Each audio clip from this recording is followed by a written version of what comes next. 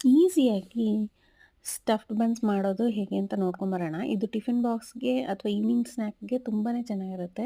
First ಒಂದು ಪಾತ್ರೆನಲ್ಲಿ 1 cup ಮೈದಾ ತೊಗೊಂಡಿದ್ದೀನಿ, 1 spoon sugar ಮತ್ತು ಒಂದು ಅರ್ಧ ಚಮಚ ಈಸ್ಟ್ ಮತ್ತು ಸ್ವಲ್ಪ ಉಪ್ಪು ಹಾಕಿ, ನೀರು ಹಾಕಿ ಚೆನ್ನಾಗಿ ಸಾಫ್ಟಾಗಿ ಕಲಸ್ಕೊಳ್ಳೋಣ.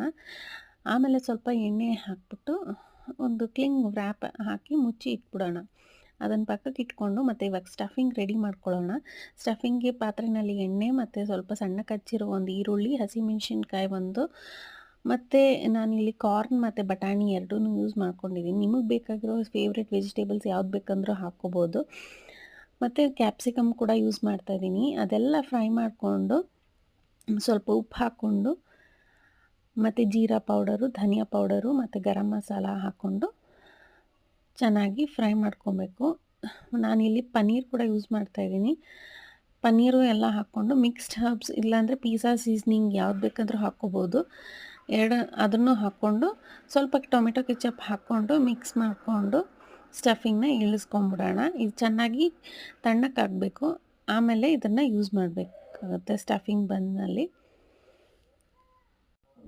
ಇಲ್ಲಿ ನಾನು ಹಿಟ್ಟನ್ನ ಕಲಸಿದ್ದು ಒಂದು 2 ಅವರ್ಸ್ ನೆನೆಯಕ್ಕೆ ಬಿಟ್ಟಿದ್ದೆ. ಇದು ನೋಡಿ ಇವಾಗ ಡಬಲ್ ಸೈಜಲ್ಲಿ ಆಗಿದೆ.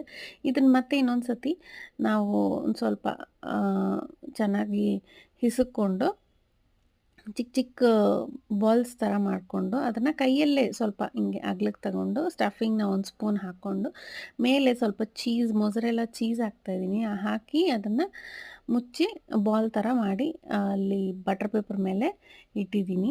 ಹಾಗೆ ಎಷ್ಟಾಗುತ್ತೋ ಎಲ್ಲನೂ ಹಾಗೆ ಚಿಕ್ಕ ಚಿಕ್ಕದಾಗಿ ಬಾಲ್ಸ್ ಮಾಡಿಕೊಂಡು ಇಟ್ಕೋಬೇಕು. ಮತ್ತು ಇಲ್ಲಿ ಅವನ್ನ 180 ಡಿಗ್ರಿ ಸೆಲ್ಸಿಯಸ್ಗೆ ಒಂದು 5 ಮಿನಿಟ್ಸ್ ಬಿಸಿ ಮಾಡ್ಕೊಳ್ಳೋಕ್ಕೆ ಪ್ರೀಹೀಟ್ ಮಾಡಿಟ್ಟಿದ್ದೆ. ಅದರಲ್ಲಿ ಇದನ್ನೆಲ್ಲ ಇಟ್ಕೋಬೇಕು.